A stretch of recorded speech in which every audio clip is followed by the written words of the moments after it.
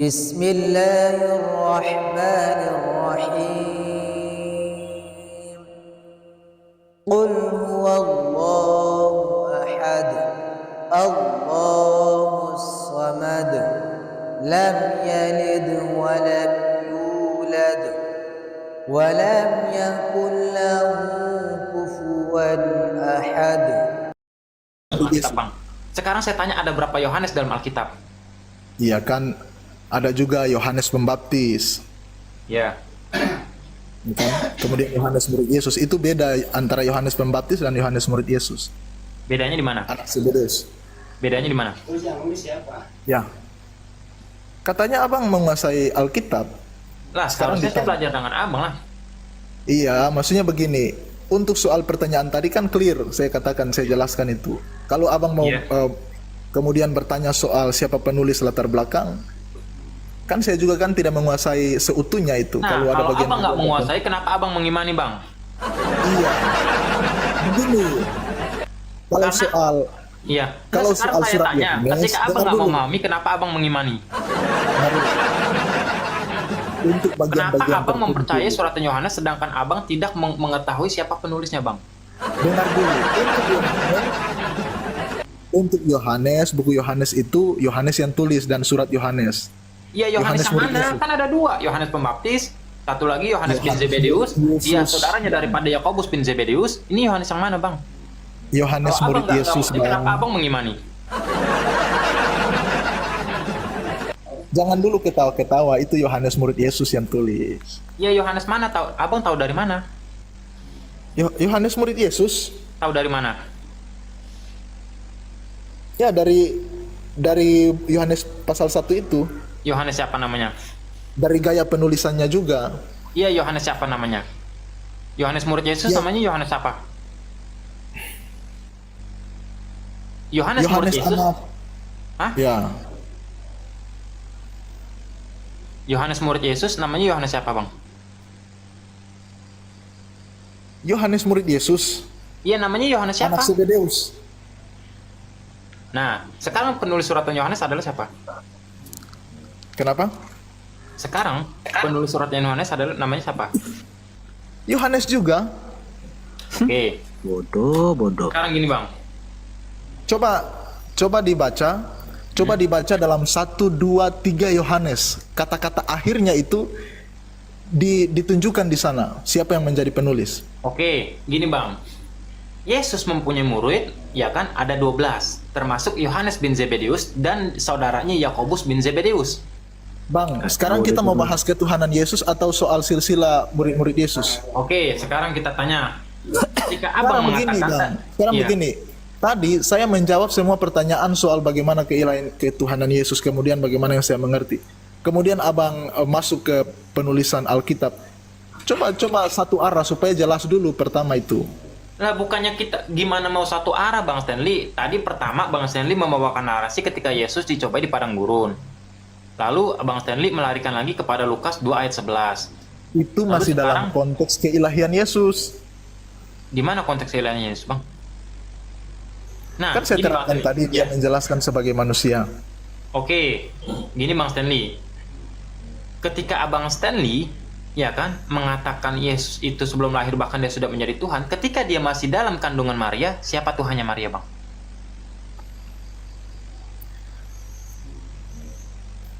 Bang Macet. Ferry ini memahami kealahan itu seperti apa? Terbatas kah Iya atau kan? tidak terbatas? Iya, Dengar Bang dulu. Stanley. Macet terus, macet ini teman-teman, macet dia. Apa yang menjadi analogi Bang Ferry cara berpikir itu, saya ingin tahu juga itu. Apakah memahami Allah yang kekal itu terbatas atau terbatas? Nah, sekarang Allah Terbatas kekal. atau tidak Kekal itu terbatas? mati nggak, Bang? Sekarang saya tanya, Allah kekal. Kekal itu mati nggak? Allah tidak mati. Nah, Yesus mati nggak? Iya, kemanusiaannya itu. Ngaco pula, Bang. Kena lagi di sini. Kan sulit kan dimengerti kan?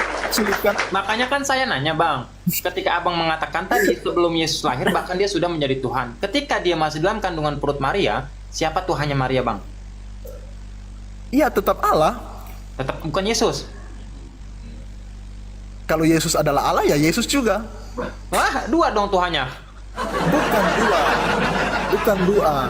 itu logika kita manusia seperti itu, tapi yang diterangkan Bang. soal keilahian Bukan di logika, dalam ini kita Alkitab bicara bukan seperti itu. sesuai apa yang tertulis di dalam Alkitab, Bang. Karena gini, Bang. Di dalam Amsal pasal 16 ayat ke-22, hidup itu bukan hanya sekedar beriman, melainkan berakal budi lah. Karena akal budi sumber daripada kehidupan bagi yang mempunyainya. Betul. Akan tetapi bagi yang tidak mempunyai akal budi dianggap suatu orang yang bodoh. Tepuk tangan, Bre. Ya, Nah, yang jadi pertama kalau begini, mengenai Bang. konsep Yang pertama, Bang, ya, Bang. kita bukan hanya Saya- sekedar mengimani, melainkan berakal Iya, budi, Bang. Betul. Ya betul. Makanya kan tadi saya tanya, ketika Iya, Abang dengar mengatakan, dulu, Bang. Kan Ya. dari tadi waktu Abang bicara kurang lebih 20 menit, 15 Oke, menit siap, kan siap. Abang Mantap emang murid saya ini Dengar dulu. satu ini. Mantap top. Bagaimana Ini di kita belakang mau saya menerima nih. argumentasi sementara hanya bagian-bagian tertentu yang diambil dari Alkitab, kemudian tulisan-tulisan Bikin lain novel-novel ditolak. macet, Bagaimana saya mau berpikir. percaya kepada setiap argumentasi itu? ya, Kalau seakan-akan dibuat masuk akal, bagaimana saya mau menerima kemudian Anda menolak bagian kitab suci yang lain? saya nggak menolak, Bang. Saya nggak menolak, saya hanya membacakan apa yang tertera dalam Alkitab Abang. Iya, betul. Assalamualaikum. Waalaikumsalam. Makanya kan tadi saya bertanya, ketika Abang membawakan Lukas ayat pasal 2 ayat ke-11, kan telah lahir Kristus di kota Daud. Setuju nggak? Ya, aku setuju soal itu. Nggak ada masalahnya situ. Oke, setuju. Coba Ya. Abang baca di ayat 22-nya. Tuhan diserahkan kepada Tuhan. Lalu Abang mengatakan bahwasanya bahkan sebelum dia lahir itu sudah menjadi Tuhan. Pertanyaannya simpel. Tuh, rambut aku sampai diberesin tuh sama teman-teman. Rambut aku sampai diberesin tuh sama teman-teman tuh dari Terus gini, aku mempertanyakan loh, yang ada di Lukas 2 nomor 11 itu diksi yang mengakui Yesus itu adalah pencipta langit dan bumi atau Tuhan itu di mana? Ya, ini kan murid aku. Dia di rumah aku tiap malam. Itu di mana itu? Ya, itu Iya. di 1 Yohanes 1 itu ayat 1 sampai 14. Oke, sekarang saya tanya Bang Stanley. Penulis 1 Yohanes pasal 1 ayat 1 sampai 14 siapa penulisnya? Apakah dia termasuk Yohanes bin Zebedeus muridnya Yesus? Iya, Yohanes murid Apakah Yesus. 1 Yohanes pasal 1 ayat 1 sampai 14 ini apakah dia penulisnya Yohanes bin Zebedeus? Saudara daripada Yakobus bin Zebedeus? Iya, betul, murid Coba Yesus. kasih aku Bang buka literasinya Bang. Tunggu Bang. Tadi menarik itu sebelum tadi kan kita sudah bahas soal itu tadi. Bukan. Tadi dipotong itu.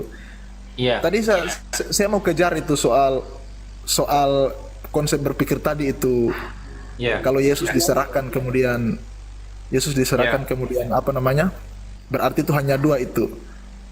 Saya sebetulnya ingin juga tahu itu.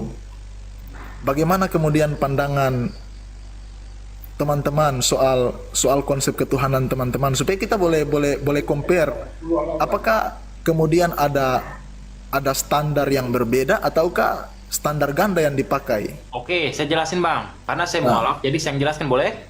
Oke, silakan. Di dalam surat Al-Ikhlas itu sebenarnya sudah jelas Bang. Qul huwallahu ahad. Di situ memakai kata ahad Bang, bukan wahid. Ahad itu untuk menegaskan bahwasanya Tuhan itu sungguh-sungguhlah esa Bang. Ya kan? Di situ tidak ada pensifatan lebih daripada satu, itu ahad. Makanya Allah itu ehad. Sebenarnya sama dengan dalam Markus pasal 12 ayat 29. Akan tapi terjadi juga ini jadinya konflik pada Tritunggal ini. Bahkan Yesus pun nggak mengenal Trinitas, Bang. Ulangan 64 juga, Per. Iya kan? Iya, bahkan dalam Ulangan pasal 6 ayat keempat. Nah, di surat Al-Ikhlas ini makanya dipantaikan memakai kata ahad, Bang. Itu maksudnya ke dalam isim. Ini aku menjelaskan sebagai aku mualaf. Di situ memakai kata ayyib, apa isim, termasuk isim. Kenapa? Karena di sini memakai kata ahad, bukan wahid. Padahal wahid itu juga artinya sama dengan satu, ya kan? Dan dalam surat Fusilat dikatakan surat Fusilat di ayat ke-30 bahwasanya innallazina qalu rabbunallahu tsumastaqamu tatanazzalu wala taqafu abasiru bil jannatil kuntum tu'adun. Barang siapa mengatakan Tuhan kami adalah Allah, tepatnya surga. Sekarang ini definisinya Esa. Coba jelaskan tentang Esa, definisi Esa menurut Alkitab Abang. Silakan Bang. Macet. Mantap kan murid aneh? Mantap kan? Menarik itu yang dijelaskan soal Tuhan itu Esa itu, kemudian menggunakan kata bukan ahad, ehad yang saya mengerti ehad. Oke, ahad Satu. ya. Ya. Kemudian dijelaskan itu dalam soal Allah yang dijelaskan di dalam Al-Qur'an ya, teman-teman ya. Soal ketauhidan itu, keesahan itu. Kalau kemudian itu Allah yang menciptakan langit dan bumi yang diceritakan di dalam Al-Quran, apakah Allah yang di dalam Al-Quran itu sama dengan Allah yang diceritakan dalam Alkitab yang menjadikan langit dan bumi atau tidak? Oke, saya jawab. Saya jawab ya. Diam dulu. Di dalam Alkitab nggak ada kata Allah, nggak ada. Itu. Iya betul. Maksudnya dalam konteks kita memahami Tuhan itu yang menciptakan itu, apakah sama di Al-Quran dengan di Alkitab atau tidak? Oke, saya jawab. Sebenarnya Bang, konsep ketuhanan itu jelas sama Bang. Akan tetapi banyak penyesat ini yang menyesatkan ketika wafatnya Yesus. Contohnya Paulus nggak termasuk ke dalam 12 murid Yesus Bang. Coba Bang, Abang boleh buka sebentar, Abang boleh Bang, buka dalam Ulangan pasal 30. Saya tidak tanya konsep Bang, saya sedang tanya apakah Tuhan yang diceritakan dalam Al-Quran yang tauhid tadi itu sama dengan Tuhan yang diceritakan dalam Alkitab yang adalah pencipta itu? Pokoknya Kristen sama Islam itu beda Tuhan, Bang. Itu aja intinya, Fer. Lanjut. Oh, oke, beda Tuhan. Oke. Sekarang gini, Bang. Tadi kan konteks kita Esa kan, definisi daripada Esa. Saya sudah menjelaskan tadi di dalam surat Al-Ikhlas itu sudah jelas, Bang. Qul huwallahu ahad, Allahus samad, lam yalid wa lam yulad wa lam yakul lahu kufuwan ahad. Allah itu Esa, Bang. Makanya di situ dipantekkan memakai kata ahad. Dan dari tadi Abang belum menjelaskan definisi ahad atau ahad itu yang ada dalam Alkitab Abang. Silakan, Bang. Ya, Bang, terima kasih. Jadi baca yang beraninya Sema Israel Adonai bacain. ya, ulangan 6 ayat 4 itu soal Tuhan itu Esa itu di dalam ulangan 6 ayat 4 itu yang saya pahami ya. Saya tidak tahu kalau teman-teman Kristen yang lain kemudian memahaminya seperti apa. Saya juga kan terbatas. Jadi yang saya pahami saja yang saya terangkan. Kalau soal Tuhan itu Esa itu merujuk kepada nama. Tapi bukan menggambarkan pribadi, karena kemudian Tuhan kata Elohim di situ menggunakan Elohim juga kan, di situ ada konsep, ada plural di sana, artinya jamak di sana. Tapi kalau soal nama ya yang dijelaskan tadi itu satu nama. Oke, sebentar. Sebenarnya kan dalam ulangan itu kan jelas Sema merujuk Israel kepada namanya. Adonai kan gitu kan. Tapi kalau soal pribadi ya jamak. Ya. Oke. Masalah nama satu. Ya kan? Nama satu. Sekarang gini, Bang. Ada namanya Allah Bapa, Allah Anak, Roh Kudus. Ada berapa nama, Bang? Ada Roh Kudus, ada Allah Bapa, ada Anak. Kan Abang bilang tadi Esa itu satu itu namanya. Ya, ada unity. Allah Bapa, Ya, sebagai satu kesatuan. Bapa, Putra, Roh Kudus. Sebagai satu kesatuan. Nah, katanya tadi satu nama ini satu nama atau berbeda nama, Bang? Bapa, Putra, Roh Kudus. Ya kan, kalau diskusi soal Trinitas itu. Nah, tadi kan kata Abang satu nama cuman 3 pribadi. Iya, tapi kalau merujuk kepada kepribadian itu soal unity, kesatuannya. Iya kan, Tapi tadi kemudian kalau Abang bicara soal Stanley bilang Allah, satu nama 3 pribadi, sedangkan ini 3 nama 3 kepribadian, Bapa, Putra, Roh Kudus. Ketika dia dibaptis di sungai, ada suara yang dari atas, lalu ada Betul. pemerpati. itu betul. Yang saya terangkan tadi adalah soal tadi itu konsep yang di ulangan 6 ayat 4 itu. Tapi Ya. kalau merujuk kemudian di dalam ulangan 6 ayat 4 itu soal keesahan, kan ditanya tadi keesahan. Nah, saya Oke. terangkan itu. Sekarang ini berarti merujuk kepada satu nama kan? Soal keesahan itu adalah satu Allah itu. Satu Namun Allah, kemudian sebentar. ketika bicara soal pribadi, di situ ada kata Elohim. Nah, sekarang ini berarti ada satu nama di dalam ulangan pasal 6 ayat 4 tadi. Tertuju kepada satu Tuhan. Gimana sih? Nih ya, kita baca lagi, Bang. Ulangan pasal 6 ayat 4. Nggak usah dihafal aja Sema Israel Adonai Elohino. Karena kan tahu kan sama Israel Adonai Elohim Adonai Ehad kan? Ya kan, itu kan Ehad. Di situ mau dipantekan memakai kata Ehad. Dan Abang bilang tadi, itu di situ merujuk kepada satu nama. Setuju nggak? Bang. Iya, soal keesahan. Saya sedang terangkan tadi soal keesahan. Oke. Soal yang dimengerti esa itu. Sini Fer. Di Ulangan 6 nomor 4, Shema Israel, Adonai Elohenu, Adonai Ehad. Dengarlah wahai orang Israel, sembahan atau Tuhan itu Ehad, Tuhan itu satu. Pertanyaannya, kalau Kristen Tuhannya satu, siapakah nama Tuhan Kristen itu? Silakan. Silakan Bang. Makanya kan Abang Stanley kan tadi bilang di situ merujuk kepada satu nama. Nama ini kepada siapa? Karena kan ada Bapa, Putra, Roh Kudus. Siapa Bang? Tuhan yang mana Bang? Aja lah bang, Tuhan Anda 3. Itu yang saya katakan tadi. Kalau saya sedang terangkan tentang keesahan, bukan menggambarkan bahwa Tuhan itu 3 ketika merujuk kepada Bapa, Anak, dan Roh Kudus. Nah, Kan kesatuan, di situ keesahan. Abang bilang satu nama bukan? Satu nama bukan?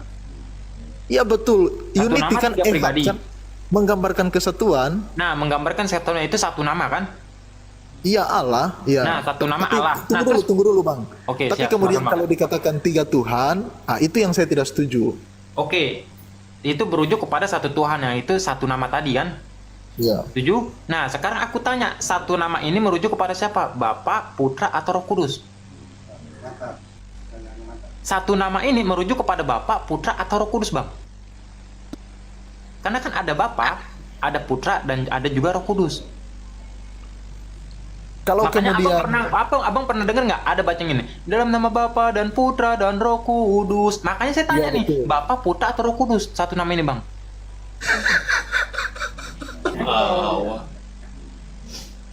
Kalau misalkan abang satu nama ini merujuk kepada Bapa, berarti gugur tiga kepribadian tadi. Karena apa? Dalam Matius pasal 12 ayat 39 hanya ada satu Bapa, yaitu Dia yang di surga, Bang. ya, iya betul. Tapi Kalau ketiga-tiganya gugur lagi. Tapi Di begini Ulangan Bang. 2 nomor 1, janganlah ada ilah-ilah lain. Iya betul. Tapi begini, kalau kemudian soal konsep tadi keesahan, kemudian ada soal kata plural di sana, ada Elohim dalam bahasa Ibrani, kemudian Ya. itu diterjemahkan.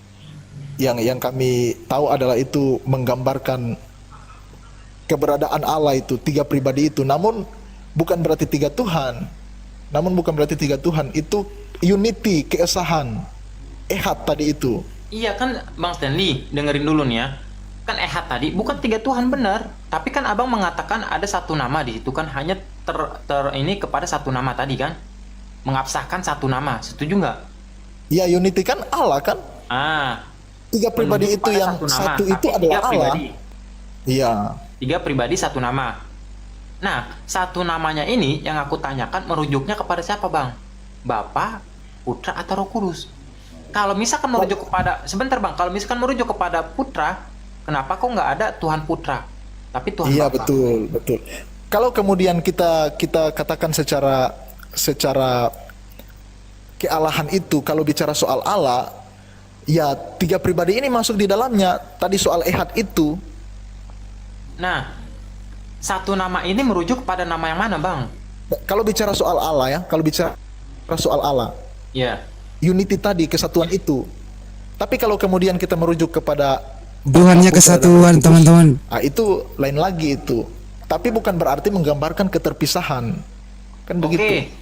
Abang bilang tidak menggambarkan keterpisahan. Di dalam Matius pasal 11 ayat 25 dan Matius 12 ayat 39, hanya ada satu Bapa yang di sorga. Itu ketika Yesus ada di bumi. Terpisah nggak di situ, Bang? Terpisah dalam konteks ya karena dia menjelma menjadi manusia kan, makanya di kayu salib kan dia berteriak Eli lama sabachthani. Kan begitu Bang. Abang tadi meyakini dia itu nggak terpisah, melainkan Oke, harus begini selalu Bang, tetap. begini. Ya. Diskusi ini kita tidak akan ketemu. Bang, jangan makan 3, ngaku 1 bang. Bukan berarti demikian Bang. Itu lain lagi, itu kan logika kita kan dalam soal kehidupan hari-hari, tapi bicara soal konteks Tuhan lain lagi. Iya, makanya kan tadi saya bilang, Bang. Abang bilang dia ini nggak terpisah, satu hakikat, setuju kan? Iya, betul. Nah, ketika abang mengatakan, contoh aku kasih analogi gini bang, ada sebuah telur. Telur ini ada namanya cangkang, ada namanya putih telur, ada namanya kuning telur. Setuju Shalom. nggak bang Stanley? Izinkan saya masuk. Sebentar dulu bang Go ya, izin ya. Sebentar dulu Pak, giliran sampean nanti Pak. Gini bang Stanley, kan bang Stanley mengatakan dia itu nggak terpisah. Dia nggak terpisah kan? Dan dia merupakan satu Bang, kesatuan. tunggu dulu. Bukan saya yang katakan itu, ulangan Alkitab. 6 tadi Oke, sekarang soal saya gini. konsep ehad itu. Oke, sekarang saya bertanya gini bang. Aku kasih analogi, misalkan ada sebuah telur. Telur itu ada namanya cangkang telur, ada namanya kuning telur, dan ada namanya putih telur. Nah, tiga-tiganya itu merupakan satu kesatuan. Dimana jikalau telur ini pecah, maka semuanya akan hancur. Setuju? Setuju bang Stanley? Karena kan ini satu Ya. kesatuan nih. Iya, kalau telur demikian. Nah, ini kan tetap dianggap telur, cuman ada namanya cangkang, ada namanya Iya, putih, betul. ada namanya kuning, tapi tetap namanya telur. Betul, kalau telur demikian. Tapi kalau kemudian dianalogikan kepada Allah, Tidak Ya. bisa begitu, Batang Nabi. Jadi gimana? Jadi gimana ini menurut Anda berdua ini memahami Oke, di saya ulangan jelasin 6 ya. nomor 4 itu gimana? Saya jelasin ya. Tunggu. Udah jelaskan. Coba Mohon izin, coba Bu. Mas Tendi diam dulu Pak. Diam dulu tuh Stanley, mohon Pak izin. Stanley, diam dulu. Aku nggak lama Bang Romo. Mohon izin, mungkin beberapa menit saja. 1 menit. 1 menit Bang. Pak Stanley Dodi, udah dari tadi salah terus. Bukan begini Bang Romo, aku sebenarnya naik di sini mau tanya itu soal konsep ketuhanan tadi, tapi kan sudah dijawab bahwa Tuhan yang di dalam Alkitab. Tentang Islam, tanya aja tentang Islam saya jawab. Halo, Iya. saya dari Gereja Ortodoks Indonesia, mempunyai konsep ajaran yang berbeda dengan Pak Stanley. Allah atau dalam bahasa Ibrani-nya itu Eloah, atau dalam Nggak bahasa usah Inggrisnya ngejelasin itu- kalau nggak ngerti. Ya, Udah, Allahnya udah, orang lanjut, Kristen langsung, itu langsung ke dipanggil Bapak. substansi. Allahnya orang Kristen itu dipanggil Bapak. Cek. Cek, Allahnya orang Ngomong Kristen dikit, Fer. dipanggil Bapak. Ya. Gue nggak usah pakai kata Allah kalau nggak ngerti. Jelas itu. Eloah dipanggil Bapak. Saya ngerti. Tidak ada akar kata Allah itu baik di Ibrani maupun di Yunani nggak ada.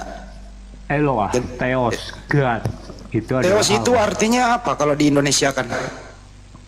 Eloah sama dengan Saya Allah. tanya dulu. God, Theos Tar dulu. itu God. Theos itu kalau diterjemahkan ke bahasa Indonesia apa?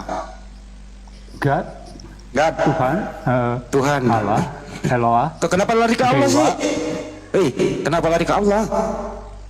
Loh, namanya panggilannya Bapak, bukan Allah SWT. Ya udah panggil Bapak aja udah. Iya, Bapak Ya udah. Oke, silakan ke Bapak. Jangan pakai itu lagi gitu.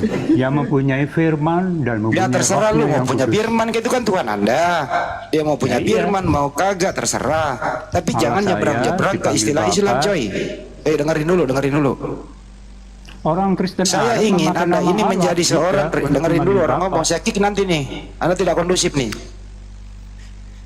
Anda mau menjadi Kristen, jadilah Kristen yang mempunyai jati diri.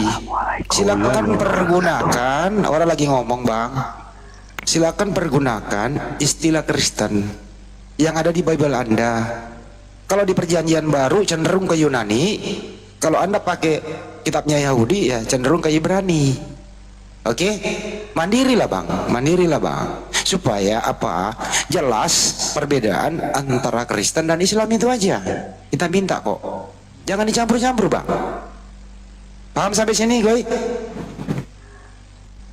Paham? Itu loh bang, supaya terjadi toleransi umat beragama, kita bersahabat, Anda Kristen kami Muslim, tidak saling mengganggu satu sama lain. Setuju kawan-kawan kalau seperti itu? Kalau lain merubah semua terjemahannya menjadi terjemahan mandiri, tidak mengambil istilah-istilah Islam yang disalahgunakan gitu, setuju ya? Sangat setuju. Nah, gitu dong. Supaya apa? Kita di bawah naungan merah putih ini, ya, saling mengerti satu sama lain, Theosnya orang toleransi. Kristen dipanggil Bapak. Gitu ya, silakan aja mau panggil Bapak, mau Nah, Elohim. yaudah. Ya gitu loh. Gitu loh Pak Yang Goy ya. bekerja dengan dua tangannya. Jangan kesana dulu Pak Goy. Logos dan Roh Kudus. Itu Ya silakan saja. Silakan saja. Mau Bagi kita hanya ada berlogos-logos. satu Allah saja, yaitu Bapa. Iya. Dan Kalau satu begitu, Tuhan Yesus Kristus. apa Tuhan Anda ada berapa Pak Goy? Satu, Siapa namanya? Bapa. Bapak. Bapak itu nama ya? Bapa itu panggilan orang Kristen kepada Theos. Oke, baik. Yesus sama Bapak itu beda atau sama? Yesus itu anaknya Bapa. Saya tanya dulu, antara Bapak dan Yesus Bang, sama atau beda? Beda. Beda. Yang mana yang disembah? Ya, Allah yang mempunyai firman dan Jangan roh. ke Allah lagi, Firman-Nya jangan menjadi coba Yesus ulang Kristus. kata Allahnya itu. Diulang dulu. Firman-Nya, Hilangkan lagi, jangan Theos-nya pinjam. menjadi Yesus Kristus. Bentar dulu Pak Goy, jangan pinjam istilah Islam kalau Anda terdesak. Saya ulang sekali lagi. Oke Pak, maaf ya. Saya ulang sekali lagi. Antara Bapak dan Yesus beda atau sama Bang? Beda Beda. Yang mana yang Anda sembah? semuanya. Berarti sembahan Anda dua? Juga Lah, tadi bilang beda. satu. Yang kalau satu Bapa yang punya mana? firman dan punya roh. Ntar dulu. Yesus dan Bapak beda. Beda. Oke, yang mana yang Anda sembah? Bapa yang mempunyai firman dan roh. Yang mana yang Anda sembah, Bapak atau Yesus? Bapa yang mempunyai firman dan roh. Berarti Bapak yang Anda sembah? Iya itu. Yesus Firman-Nya enggak? menjadi manusia. Yesus Tuhan enggak? Yesus Kristus. Yesus disembah enggak? Atas nama Bapa dan Putra dan Roh Kudus. Ntar dulu Bang, Yesus disembah atau tidak? Oh iya, karena dia firman yang menjadi pribadi. Berarti sembahan Anda Manusia. dua. Bapa, Putra dan Roh Kudus. Berarti Allah sembahan Anda Tritunggal. tiga, tambah tiga dia. Satu. Kalau satu siapa? Bapa.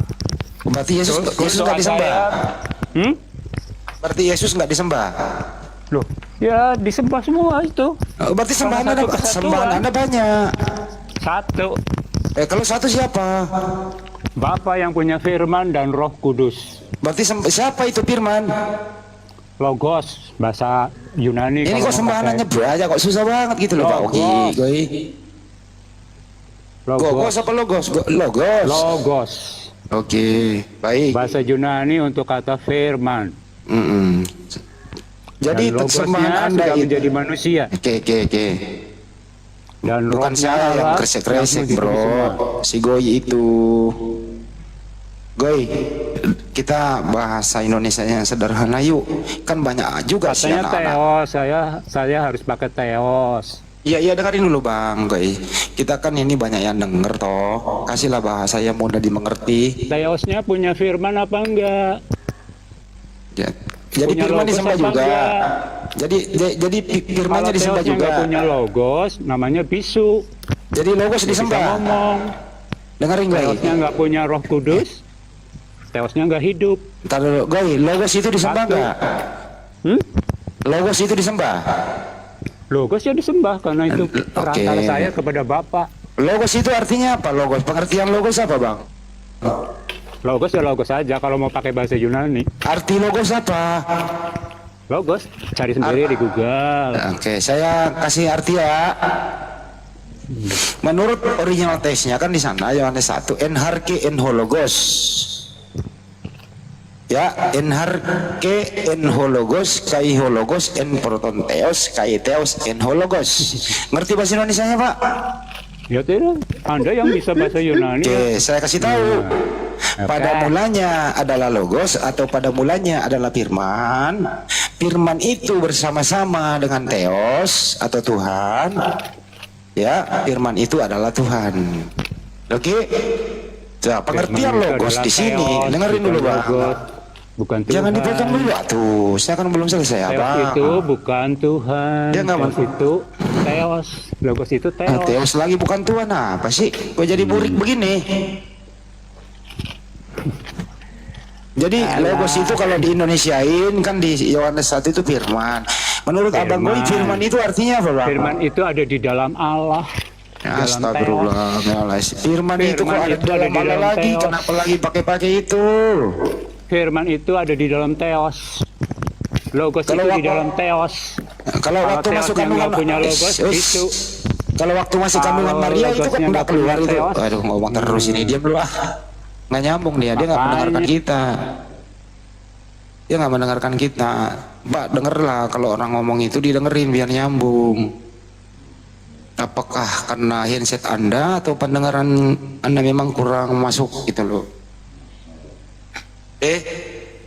Logos itu Pak adalah kata-kata. Perkataan Tuhan. Itu logos di situ. Perkataan Tuhan itu bukan Tuhan. Tapi perkataan itu adalah melekat pada diri Tuhan. Kalau Tuhan sudah berkata, ya terjadi sesuatu, itu bukan Tuhan. Misalnya contoh, Tuhan ingin menciptakan matahari, hanya Dia berkata, jadilah matahari. Matahari itu bukan Tuhan, tapi sifat berkata tetap melekat pada Tuhan. Jadi jangan disembah kata-katanya, gitu loh. Tapi disembahlah oknum yang berkata, Bang. Ini namanya doktrin Yunani, ya, doktrin Yunani yang memaksakan Yesus ini adalah Tuhan. Anda terdoktrin yang nggak sadar. Ini yang sering saya ulang-ulang kepada orang-orang yang masih mau memakai akal, agar mereka memakai akalnya menyembah satu Tuhan. Inilah para mualaf ini, anak didik saya ada di sini, Pak. Mereka semua ada di rumah saya tiap malam belajar, saling. Dia juga banyak ilmu saya ambil dari dia. Itu loh, ya. Ya, kembali lagi ke Ade Peri. Silakan Ade Peri. Silakan Pak Ferry. Siap. Bentar. Ya, gimana tuh Pak Stanley? Mau dilanjut atau gimana Bang Stanley yang tadi? Iya, lanjutin sama Pak Stanley tadi sampai mana, Pak Stanley? Sampai Bang Stanley? Pak Stanley, monitor. Iya. Oh, kirain tidur. Ya, gimana Bang Stanley? Masalah tadi tentang Tuhan tadi. Katanya kan Bang Stanley berjanji akan memberikan satu ayat yang mengatakan Yesus itu Tuhan di mana? Yang keluar dari mulut Yesus itu secara gamblang. Gimana Oh, Bang itu Stanley? tadi di Markus 2 ayat 27-28. Bisa dibukakan Bang Stanley? Markus 2 ayat 27-28. Kata Yesus kepada mereka, ya, ayat 27-28. Iya. Kata Yesus kepada mereka, hari Sabat diadakan untuk manusia dan bukan manusia untuk hari Sabat. Jadi anak manusia adalah Tuhan atas hari Sabat. Ayat 28-nya maksud saya, poin saya. Iya. Jadi di situ Yesus mendeklarasikan dirinya sebagai Tuhan atas hari Sabat. Anak manusia itu yang merujuk kepada Yesus, dia adalah Tuhan atas hari Sabat. Nah, itu salah satu ayat Iya. yang langsung itu disampaikan oleh Yesus bahwa dia adalah Tuhan. Itu kan tentang hari Sabat, Bang. Hari Sabat diadakan untuk manusia, bukan tentang Yesus Tuhan. Ayat 28, coba diteruskan Iya. baca Bang Ferry. Coba abang yang bukain, coba. Abang yang bukain biar enak, Bang. Ya, Bisa nggak? ayat 27 kan, lalu kata Yesus kepada mereka, hari Sabat diadakan untuk manusia dan bukan manusia untuk hari Sabat. Ayat 28. Jadi anak manusia adalah Tuhan atas hari Sabat. Itu kata-kata Yesus loh. Iya, Bang, bukan itu kan tentang hari Sabat, Bang. Bukan tentang yang mengatakan Yesus Tuhan, Bang. Itu kan tentang hari Sabat, Bang, bukan tentang Tuhan. Oke, sekarang saya tanya, Yesus mengatakan dirinya adalah Tuhan atas hari Sabat. Berarti dia menjadi Tuhan pada Betul hari kan? Sabat doang. Kalau kita Harusnya bandingkan gitu. itu dalam Keluaran 20 ayat 8, Oke, ayat iya, 8 Pak. sampai 11, bahwa hari Sabat itu hari Sabat Tuhan Allahmu, artinya Yesus memposisikan bentar. dirinya sama dengan Tuhan. Tuhan Allahmu, Tuhan dan Allah beda atau sama? Betul. Berbeda. Tuhan Allahmu. Sama. Dengar dulu Bang, tunggu dulu, nanti dibantah kemudian. Ketika Yesus mengatakan anak manusia adalah Tuhan atas hari Sabat, kemudian dalam Keluaran 20 ayat 8 sampai 11, di situ Allah menulis 10 perintah itu. Dia mengatakan bahwa hari Sabat itu adalah hari Sabat Tuhan Allahmu. Artinya Yesus di sini memposisikan dirinya dia adalah Allah. Sekarang aku tanya, Tuhan dan Allah itu beda atau sama? Jawab, Bang. Dalam pengertiannya sama. Sama. Oke, kita buka Ya. ya. Sebentar ya, Bang ya. Bentar ya. Yang aku buka nih. Tuhan dan Allah sama menurut pandangan Bang Stanley. Kita buka. Iya, maksudnya merujuk sama itu Tuhan Allah, kemudian bicara Yesus tentang Tuhan. Oke, sebentar Bang. Ya. Abang baca di sini, Allah yang membangkitkan Tuhan. Allah dan Tuhan sama atau beda? Allah yang membangkitkan Tuhan akan membangkitkan kita juga oleh kuasanya. Berarti Allah dan Tuhan sama atau beda, Bang? Kalau kemudian dari kata kelihatannya beda, tapi itu semua Allah itu. Lah ini Allah yang membangkitkan Tuhan, Bang. Ya. Kalau Anda membaca dari cara pandang Islam, ya Anda akan katakan beda. Kok cara pandang Islam ini suratan Paulus loh, 1 Korintus 6:14. Iya, betul. Allah Makanya yang membangkitkan Tuhan. Bang, makanya saya bilang kalau dari kata itu kelihatannya itu beda. Allah dengan Tuhan beda katanya. Jadi musuh utama Kristen itu adalah Bible-nya sendiri gitu sebenarnya. Beneran Pak itu Pak. Kan Gitu loh, Bang. ya karena beda pandangan, makanya teman-teman kan berasumsi demikian. Lah bukan berasumsi, Bang Stanley. Kalau Bang Stanley membawakan perjanjian lama, justru di sana mengatakan Allah itu bukan manusia, Bang. Dalam Hosea di pasal 11 ayat 9. Allah itu bukan manusia sehingga Allah marah kepada bangsa Efraim. Bahkan di Bilangan pasal 23 ayat 19, Allah itu bukan manusia dan juga bukan anak manusia, Bang. Di Maleakhi pasal 3 ayat 6, ya kan? Di sana dikatakan Allah itu tidak akan berubah sampai dari sekarang, baik dari sekarang maupun selama-lamanya. Gak akan berubah. Dalam 1 Timotius, Allah itu kekal dan gak pernah mati. Yesus mati. Dikatakan tidak berubah, tapi tidak juga dijelaskan bahwa tidak berubah dalam hal apa. Kan harus teman-teman juga konsisten dalam soal analogi itu kan. Kalau kemudian teman-teman katakan tidak berubah, kemudian teman-teman katakan oh berarti tidak bisa menjadi manusia, itu dasarnya dari mana? Dijelaskan di mana itu? Oke, sebentar ya. Nih, baca nih, Bang. Kan harus konsisten juga dengan argumentasian teman-teman Bang. Jangan kemudian menggunakan standar ganda. Kita harus konsisten ya. Nih, baca nih, Bang ya. Aku tidak akan melaksanakan murkaku yang bernyala-nyala itu, tidak akan membinasakan Efraim kembali sebab aku ini Allah dan bukan manusia. Kalau Allah berubah menjadi manusia, justru dia nggak konsisten dengan pernyataannya, Bang. Nih, jelas tuh dalam TB nih. Aku tidak akan melaksanakan murkaku yang bernyala-nyala itu. Abang mengatakan kita itu harus konsisten dan harus komitmen. Nah, kalau Allah itu berarti Allah juga harus konsisten dan harus komitmen dengan apa yang dikatakannya. Nah, di sini jelas, aku tidak akan melaksanakan murkaku yang bernyala-nyala itu, aku tidak akan membinasakan Efraim kembali sebab aku ini Allah dan bukan manusia.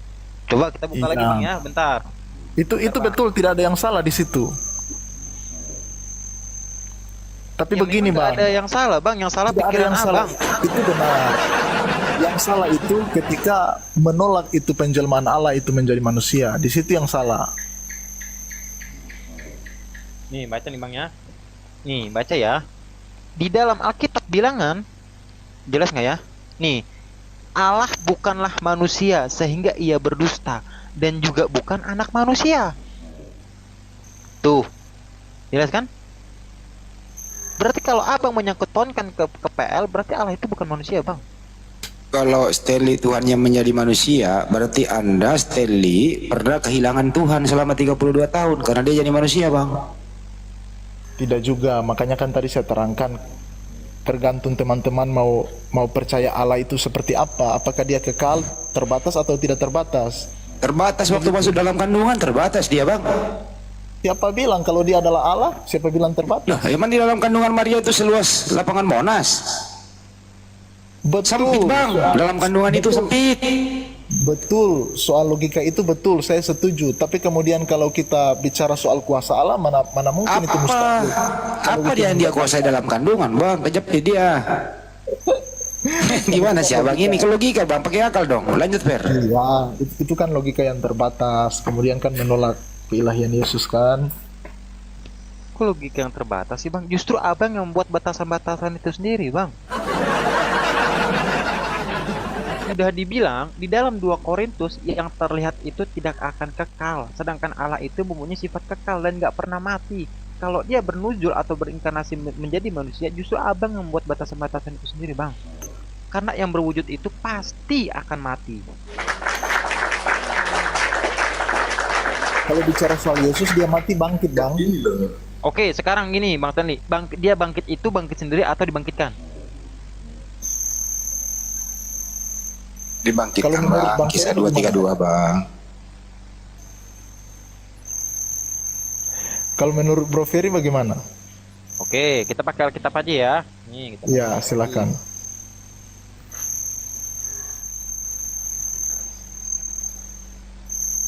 Kalau mualaf itu bicara harus pakai data, nggak boleh karang-karang. Buka Per, kisah 2.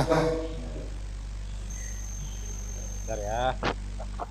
Ini Bang Stanley baca ya. Jadi kita kan kalau gini enak. Kalau saya hafal sih, Yesus inilah yang dibangkitkan oleh Tuhan dan kamu sekalian adalah menjadi saksinya. Kira-kira Nih. begitu. Yesus inilah yang dibangkitkan Allah, dan tentang hal itu kami semua adalah saksi. Kira-kira Bang Stanley termasuk saksi nggak? Bukan. Berarti Bang Stanley nggak tahu. Nah, yang di sini saja yang mengatakan sebagai saksi saja, dia menyaksikan Yesus itu dibangkitkan, Bang. Ya, betul. Berarti itu, bukan bangkit. itu Iya. kata-kata siapa itu?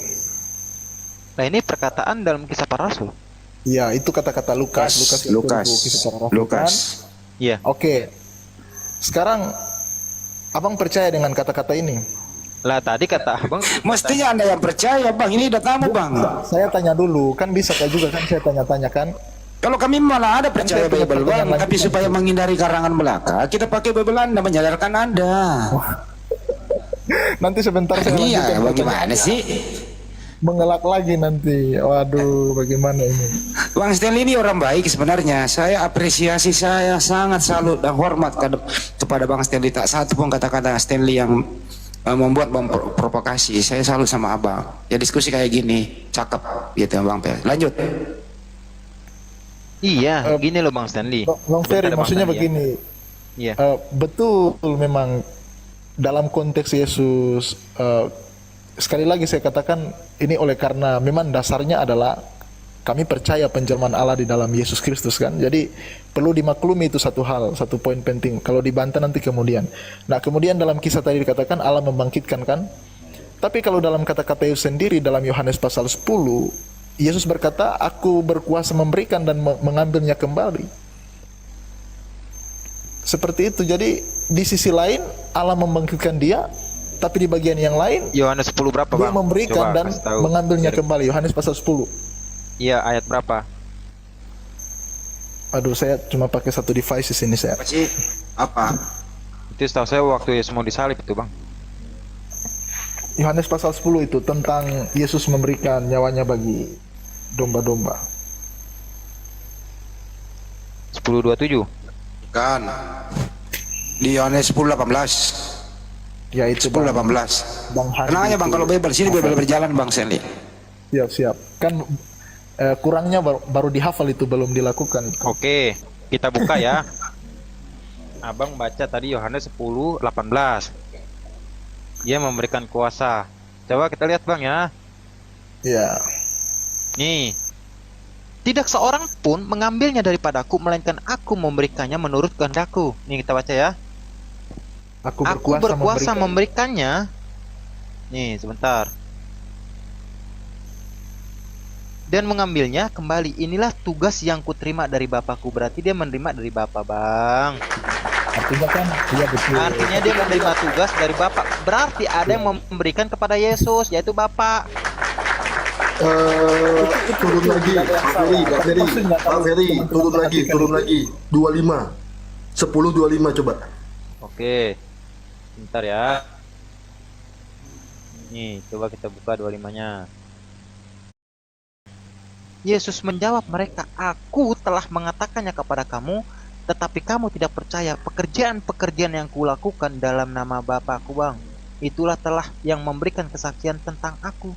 Berarti Bapak, Bang, di sini yang memberikan kuasa, betul. Bang. Nah, bukan dari Yesus sendiri.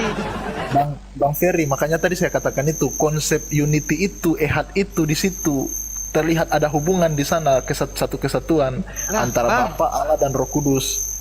Sekarang gini, Abang membicarakan Roh Kudus. Dengar ya, Abang Tunggu membicarakan dulu Roh Bang, Kudus. sebelum lanjut Oke. Bang, begini Bang.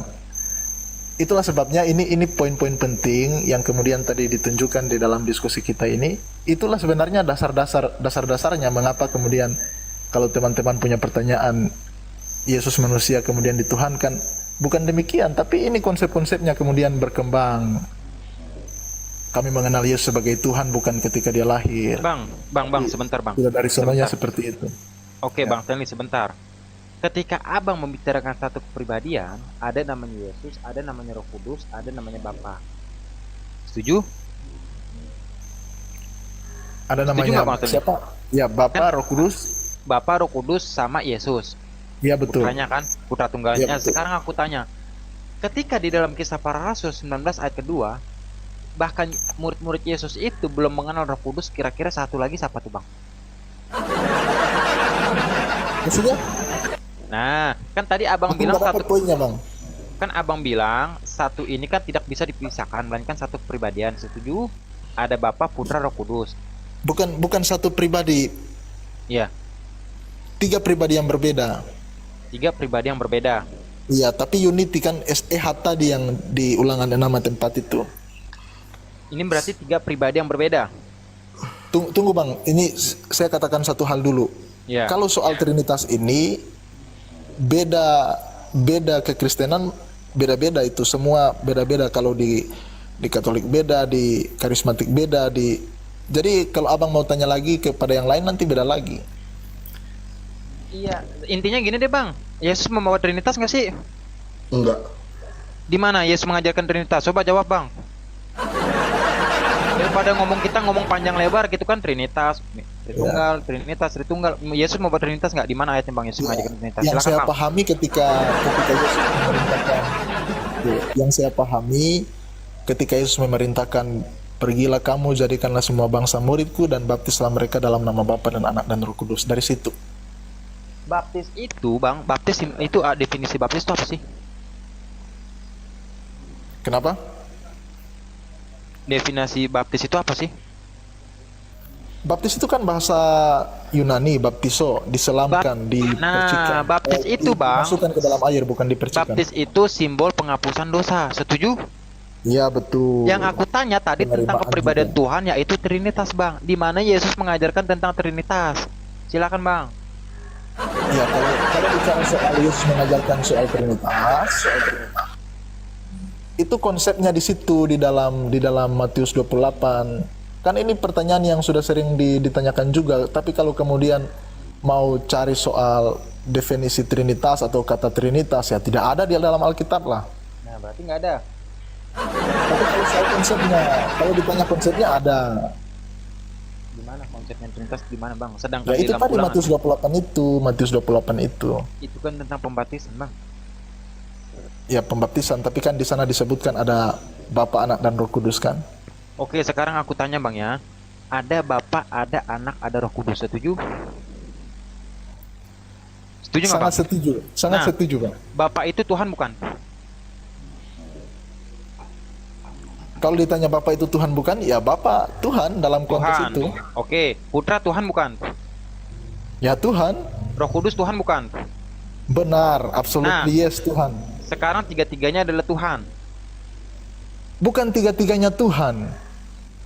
Nah, Tuhan kalau kemudian narasinya tiga-tiganya Tuhan, seakan-akan 3 Tuhan. Kan iya begitu. kan? Tadi kan abang bilang dengan 3 kepribadian, satu nama dengan 3 Iya, kepribadian. betul. Tapi kalau Nah. bicara soal Allah ya unity tadi, makanya saya terangkan ulang-ulang kan, ulangan 6 ayat 4 kan, Iya. dalam konsep yang kami pahami itu. Ya, makanya kan sekarang aku Itu- tanya. Ini kan ada 3 kepribadian. Ada namanya kepribadian Bang Roh Ferry, Kudus. Iya. Bang Ferry, topik lain kita nggak akan ketemu soal ini.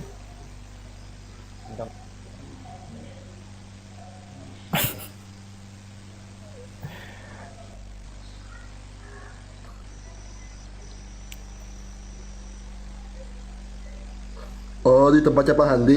Di tempatnya Pak Handi nih. Bang Ferry, kalau Iya. masih mau diskusi topik lain kita nggak akan ketemu. Soalnya saya juga sudah pernah, saya bersyukur sudah pernah diskusi juga sama Bang Ardiansyah sama Bang Suma di Iya. komal-komalnya mereka. Jadi jatuhnya, waduh, panjang dan buang-buang waktu kalau soal ini. Memang berbeda pandangan soal ini. Dia adalah Esa loh bang. Iya betul. Ya Tapi kan? Kan saya menghargai itu pemahaman teman-teman kan, tapi kalau kemudian Itu bukan pemahaman ditanya ke kita, kami, Bang. Itu bukan pemahaman teman-teman, itu pemahaman dari Alkitab Abang. Makanya kan ketika aku tanya, Roh Kudus ini Tuhan, Bapa Tuhan, terus Putra ini Tuhan. Ketika murid-murid Yesus itu belum mengenal Roh Kudus, berarti menjadi dua, nggak ada Roh Kudus. Abang boleh buka dalam Kisah Para Rasul 19 ayat 2. Murid-murid Yesus belum mengenal Roh Kudus, bahkan mendengar namanya pun juga belum. Berarti pada saat itu masih dua Tuhannya, Roh Kudus belum ada nih. Nah, ketika menjadi tiga ini kapan, Bang? Semenjak kapan menjadi tiga? Nih, kita buka ya. Kisah Para Rasul 19 ayat 2. 325 konsili. Kita buka ya, Bang ya. Nih, jadi kan kita enak kan kalau diskusi pakai ini. Aku lagi di rumah orang sih, kalau misalkan lagi di rumah aku buka Alkitabnya, Bang. Nih, kita lihat ya.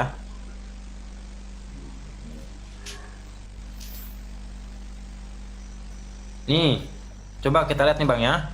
Kan tadi Abang bilang ada namanya Putra, ada namanya Roh Kudus, dan ada yang namanya Bapa. Nih, kita lihat. Di sini, Bang, nih ya. Ketika Apolos masih di Korintus, Paulus sudah menjelajah daerah-daerah pedalaman dan tiba di Efesus. Nih, di situ didapatinya beberapa orang murid. Nah, ini murid Yesus, Bang.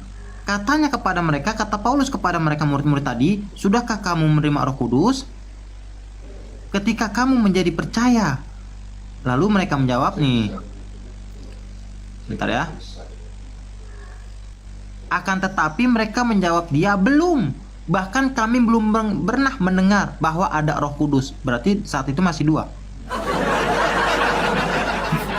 oke Bang, bukan berarti saat itu masih dua kan, kalau bicara soal pribadi Allah kekal kan. Nah, enggak, Tidak yang aku mungkin. tanyakan tentang Roh Kudus ini, Bang. Ketika Iya, betul. murid-murid belum mengenal Roh Kudus nih ya. Nih, dengerin ya. Ketika kamu menjadi percaya, akan tetapi mereka murid-murid ini menjawab si Paulus ini belum. Bahkan kami belum pernah mendengar bahwa ada Roh Kudus. Iya. Berarti pada saat ini Tuhan Abang masih dua. Bukan. Kalau dengar dulu Bang. Kalau Iya. kalau kemudian Bang Ferry katakan kemudian dua, bagaimana mungkin Paulus mengajarkan Roh Kudus? Otomatis sudah ada lah. Kan itu Allah. Pribadi juga kekal. Itu hanya pemahaman mereka yang belum sampai di situ untuk yang ada di situ, yang di kisah itu. Oh, berarti Makanya pada saat diterangkan. pada saat itu murid-murid Yesus nggak mengenal Roh Kudus, itu mereka nggak paham Roh Kudus gitu, Bang ya? Atau gimana tuh? Dengar dulu, Bang. Yesus, tuh. Berarti Dengar dulu. Jangankan soal Roh Kudus. Berarti Kan seorang katanya Bang Abang Stanley- Ya. kan Abang kan katanya mualaf, artinya kan dulu pernah Kristen. Iya. Kan begini. Jangankan soal Roh Kudus, murid-murid itu waktu Yesus datang untuk melakukan misinya saja mereka tidak mengerti. Iya kan, berarti Abang bilang tadi kan bahwasanya Maksudnya begini, poin saya begini Bang. Artinya proses mereka belajar itu masih terus berlanjut sampai kepada ketika Paulus mengajar, banyak orang juga yang belum mengerti sepenuhnya. Bang, bingungnya begini loh, Bang. Paulus yang hidup tidak sejaman dengan Yesus, ya kan? Tapi dia lebih memahami Roh Kudus, bahkan dia yang menjelajah ke Efesus tadi untuk menceritakan tentang Roh Kudus. Kenapa kok Abang bilang murid-murid Yesus itu belum paham? Berarti Abang lebih paham daripada Roh Kudus, daripada murid-murid Yesus. Murid-murid yang dimaksud di situ bukan 12 murid. Jangan salah paham, ada juga Pada intinya ini orang-orang murid yang Yesus ikut bukan, di Bang. situ. Bang, pada konteks ini menceritakan murid Yesus bukan? Bukan konteks murid Yesus. Lah, Karena bukan di kisah konteks- 2. Coba kita baca nih ya, kita baca lagi ya, bentar ya. Bang Ferry, karena di kisah pasal 2 itu, pasal 2 pasal 3 itu kan sudah kisah 19. Iya, ini kan Efesus atau kisah? Iya, ini kan Oke, kisah. di dalam buku kisah ya, Paulus di Efesus, ya. Nah, ini kan Itu Paulus kan di sudah Efesus. kisah 19. Iya. Tapi kalau baca di kisah pasal 2, pasal 3 itu kan kecurahan Roh Kudus hari ke-50. Nah, makanya Hari kan Pentakosta. yang aku tanya ini, Bang, Roh Kudus ini munculnya kapan gitu loh, Bang? Kata Roh Kudus ini munculnya kapan? Karena ketika di KPR 19 saja nih, murid-murid Yesus ini nih belum mengenal Roh Kudus nih ya. Aku baca lagi, katanya kepada mereka, sudahkah kamu menerima Roh Kudus ketika kamu menjadi percaya, kata Paulus nih. Akan tetapi murid tadi mereka menjawab dia belum, bahkan kami belum pernah mendengar bahwa ada Roh Kudus. Berarti sejak Oh, kapan belum kata Roh kenal. Kudus? Ya. Ada beberapa murid di situ kan, makanya kalau ayat selanjutnya kan mereka dibaptis kan? Ini kan soal pembaptisan juga. Di ayat seterusnya Iya kan mereka berarti dibaptis. kan pada dasarnya kan itu kan yang mengajarkan Roh Kudus itu adalah Paulus kan? Tidak juga demikian. Aku tidak Karena Yesus kan menjanjikan di dalam Yohanes 16, Yohanes 17. Oke, kita baca nih Bang ya. Kita baca. Kenapa kok Paulus ini lebih mengetahui tentang Roh Kudus gitu loh Bang? Nih. Kita membaca dari atas sampai akhir nih ya. Ketika Paulus di Efesus.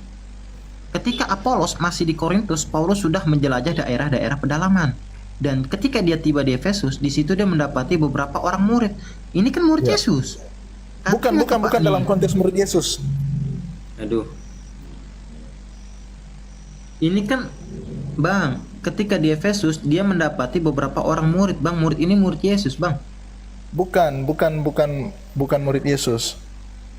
Coba baca teruskan. Makanya mereka kan dibaptis di situ. Bagaimana mungkin murid Yesus kemudian dibaptis kemudian setelah pelayanan sudah jalan? Sekarang aku jadi pusing sendiri loh. Nih.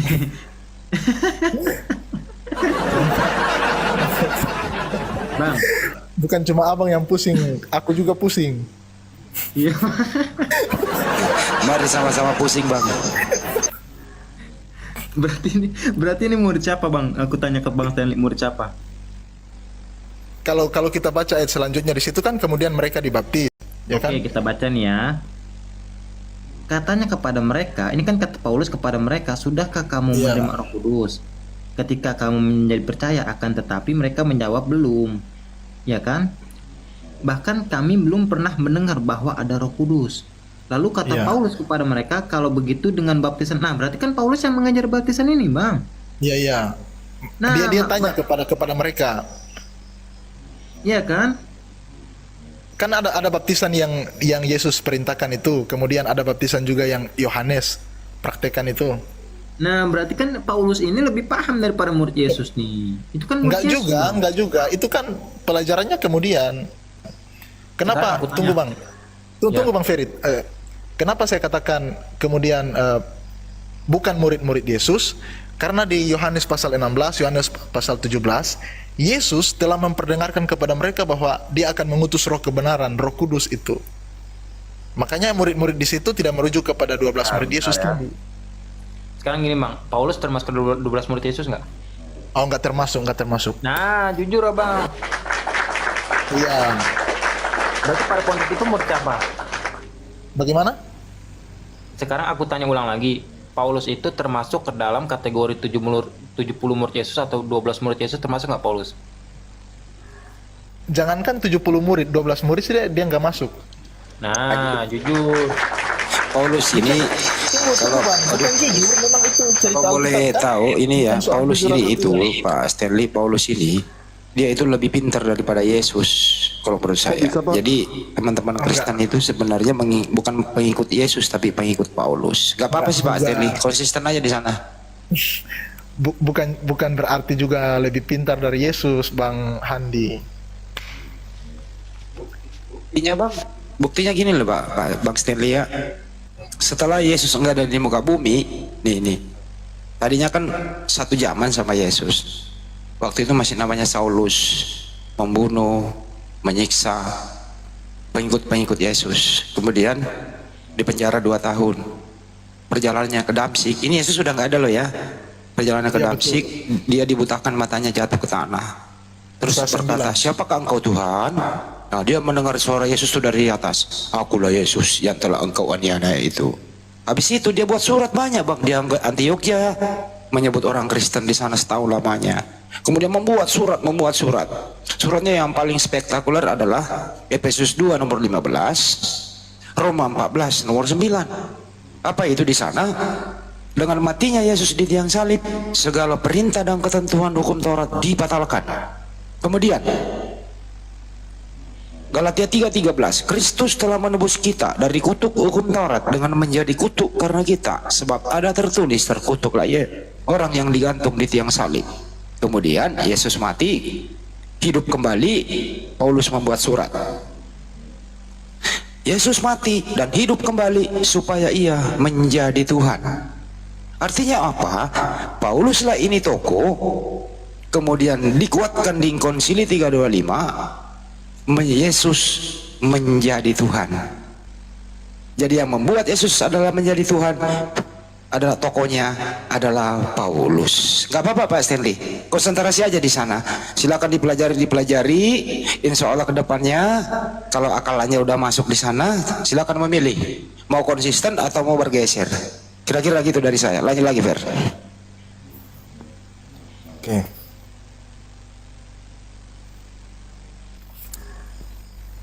Ya, assalamualaikum Bang Boy. Selamat malam Bang Fit. Assalamualaikum warahmatullahi wabarakatuh. Mari Bang Hendy, assalamualaikum. Ya mungkin Bang Ferry dan Assalamualaikum teman-teman warahmatullahi diskusi sama yang lain, wabarakatuh. gak Ya, masalah. lanjutkan. Ya, dilanjutkan. Lanjut Pak Stanley, lanjut Pak. Ya, gimana Bang Stanley? Bukan maksudnya kalau mau diskusi sama yang lain mungkin ada Enggak Bang. Sekali-kali dong Pak Stanley nanya kita, kenapa sih Pak Stanley takut nanya aja apa? Iya, nanya aja Bang Stanley, nggak apa-apa. Mungkin nanti ada teman-teman tuh, ada juga kan Bang Ahmadi tuh. Mungkin nanti ada yang bisa menjawab. Silakan Bang. Kalau saya secara pribadi sebenarnya tadi aku cuma mau tanya, ada beberapa pertanyaan soal, aku kan nonton tuh video-video di TikTok soal ada ustadz yang bahas kayak mungkin di pengajian atau apa, mungkin memberikan pelajaran atau apa kepada murid-murid atau di pesantren atau seperti apa, yang pasti ada pengajaran tuh yang disampaikan. Sebenarnya aku mau tanya seputaran itu tadi, cuman host ini tidak tanya duluan kan, makanya pertanyaan. Tanya aja bang apa? Soal konsep yang dibahas antara Allah kemudian Muhammad, kemudian ada juga berisik apa ya, tentang Allah kemudian Muhammad, ya Allah SWT kemudian Muhammad, kemudian ada hubungan di situ antara Allah dan juga Muhammad, seperti ada hubungan, kemudian ada juga kata-kata seperti apa itu kalau saya tidak salah, apa itu Pak? taholi atau toholi, minta maaf kalau saya salah. Gini saya jawab ya Bang ya. Ya soal itu. Ya Allah Subhanahu wa Ta'ala itu dekat semua para utusannya. Jadi tidak semua orang itu yang ada di muka bumi ditunjuk sebagai wakilnya di muka bumi. Terakhir Nabi Muhammad SAW, sebelumnya ada Nabi Isa alaihissalam. Nabi Isa alaihissalam atau Yesua Amasia itu dekat dengan Allah.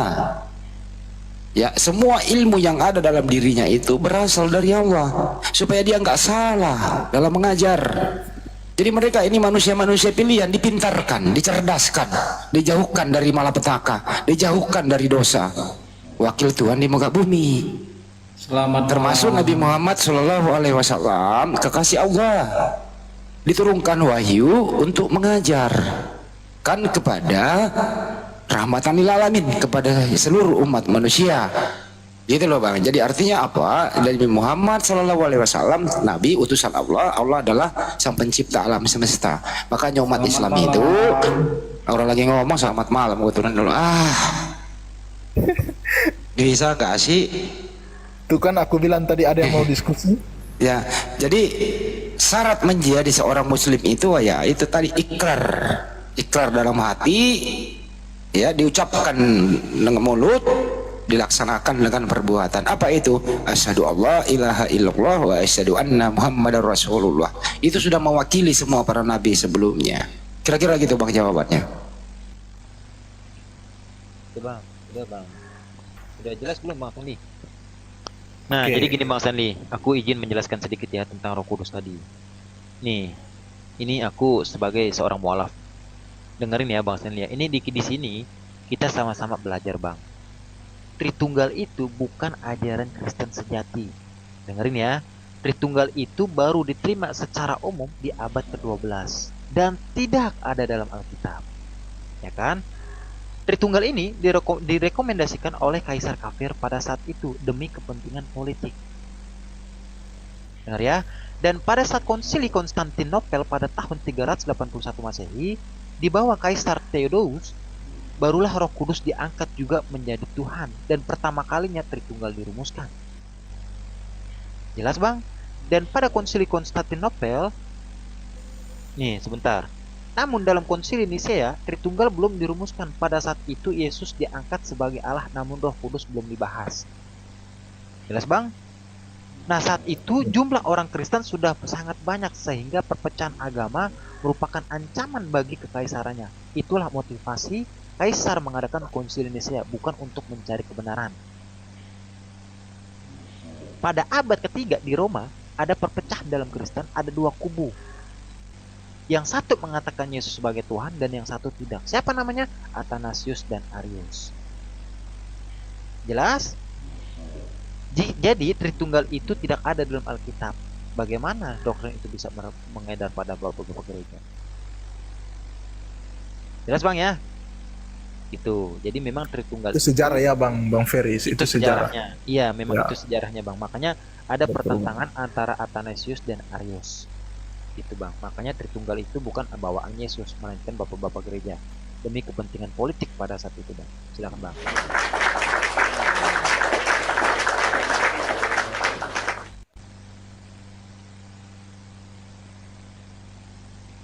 Silakan bang. Ini ada yang mau dipertanyakan lagi bang. Silakan bang. Bang, mungkin ada yang mau ditanyakan lagi Bang Stanley. Lanjut Bang. Oke, kalau aku masih soal Gimana, tadi Bang? pertanyaan soal antara Muhammad kemudian dengan Allah SWT kan? Boleh dijelasin. Ya, tadi sudah dijelaskan. Kalau Iya. untuk ada satu konsep yang bagi saya menarik itu untuk dibahas itu. Kemudian soal soal konsep ketaatan di dalam iman Islam itu, soal tarekat, hakikat apa itu, makrifat itu. Itu seperti apa itu kira-kira? Bisa jawab. Mana yang jawab? Jadi kalau konsep Islam itu abang, memeluk Islam itu nggak perlu tarekat dan seterusnya itu. Yang penting pondasinya dulu dibetulin, usulnya dulu dibetulin, nggak perlu cabang-cabang dulu diperkuat. Apa itu usul? Itu dasarnya adalah ya itu tadi, syahadat dulu, mengenal Tuhan dulu. Setelah mengenal Tuhan, kemudian ya ikuti perintah dan larangannya. Ada rukun Islam, ada rukun iman. Itu aja dulu. Nanti seiring dengan waktu ya baru ke tarekat dan makrifat dan seterusnya itu. Dasarnya dulu aja itu ada dulu bang, gitu ya. Nanti kalau dijelaskan mengenai makrifat sudah menjadi yang ketinggian itu nanti setelah menjadi mengerti membaca Al-Quran, mengerti hadis dan seterusnya. Nanti supaya tidak salah langkah. Jadi pondasi dulu yang dibetulin gitu loh Bang Stanley. Makasih Bang Handi. Tapi itu saya sempat baca-baca di kan soal tarekat makrifat itu kan itu dipublikasi tuh di media tuh. Misalnya di Detik juga ada. Kalau teman-teman boleh share boleh dapat itu. Oke. Gini, Itu kan Bang Stanley. maksudnya begini Bang. Maksudnya begini. Itu kan puncak kerohanian yang lebih tinggi kan untuk dicapai oleh setiap umat Islam kan. Ya, gini maksudnya aku jelasin Itu maksud sedikit. saya, maksudnya itu poin saya itu. Artinya kan kalau kemudian kita hanya seperti yang Bang Handi katakan tadi, hanya kemudian menerima, kemudian stuck di situ, seperti apa kerohanian yang keimanan itu yang diyakini adalah harus mencapai puncak. Bukan saya suruh stuck di sana abang. Kalau syariatnya nggak baik, syariatnya belum mumpuni, ya ngapain lanjut lagi ke berikutnya. Syariat dulu bang. Apa isi syariat? Itu adalah hukum dan aturan dalam agama Islam. Aturan tersebut bersumber dari kitab suci Islam, yaitu Al-Quran dan hadis. Di sini dulu landasannya abang. Jangan langsung lagi ke tarekat. Tarekat apa sih? Tarekat itu adalah tarikah, dapat diartikan sebagai jalan atau metode untuk mendekatkan diri kepada Allah. Tuh. Terus kemudian dan seterusnya itu tadi. Jadi sama aja halnya abang. Yang penting adalah syariat dulu dibetulkan. Bukan stuck di sana, bukan. Tapi kan seperti ulama, para kiai, habaib dan seterusnya itu sudah mengarah ke sana.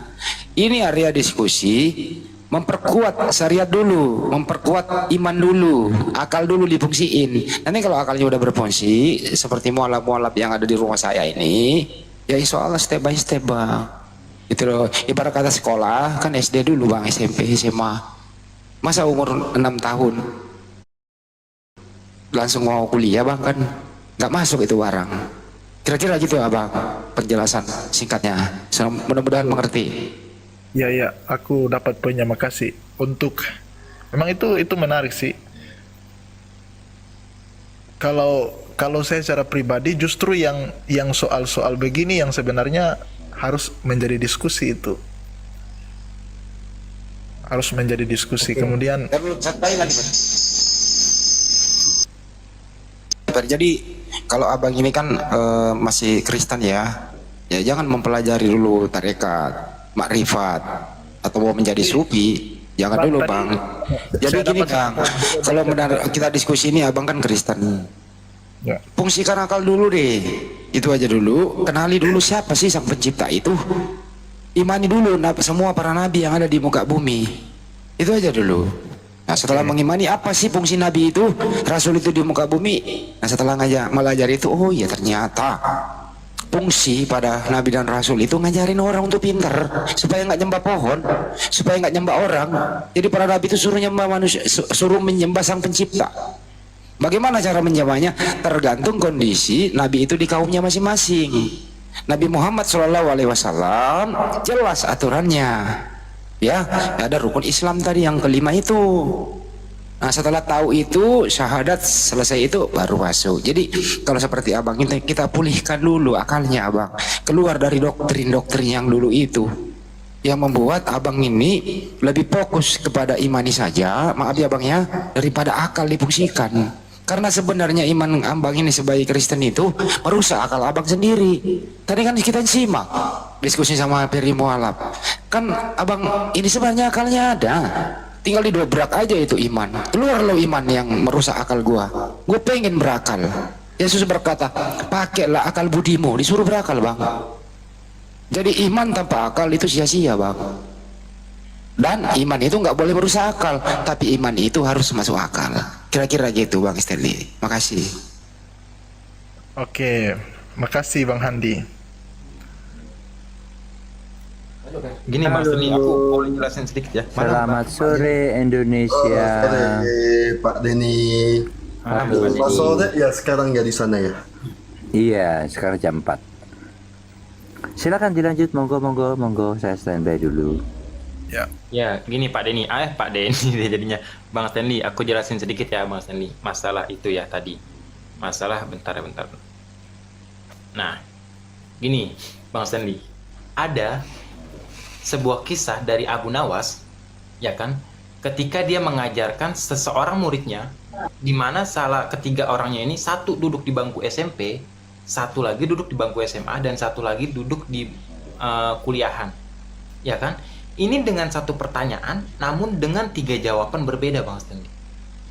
Yang satu mengatakan, wahai Abu Nawas, apakah bintang itu besar atau kecil? Ya kan? Nah, lalu Abu Nawas menjawab, bintang itu kecil. Karena kenapa dijawabnya kecil? Karena beliau masih menduduki bangku SMP. Dan beliau melihat dengan cara kejauhan. Ya kan? Yang kedua, yang duduk di bangku SMA bertanya lagi kepada Abu Nawas, wahai Abu Nawas, bintang itu besar atau kecil? Lalu Abu Nawas menjawab adalah bintang itu besar, hanya saja kita melihat dari jarak kejauhan. Yang ketiga duduk di bangku mata kuliahan, dia bertanya lagi kepada Abu Nawas, wahai Abu Nawas, bintang itu besar atau kecil? Lalu dia menjawab lagi Abu Nawas, bintang itu besar. Tapi ada yang lebih besar daripada bintang, yaitu rahmat Allah Subhanahu wa Ta'ala. Jadi ini satu pertanyaan dengan 3 jawaban yang berbeda bang. Kenapa dengan 3 jawaban yang berbeda?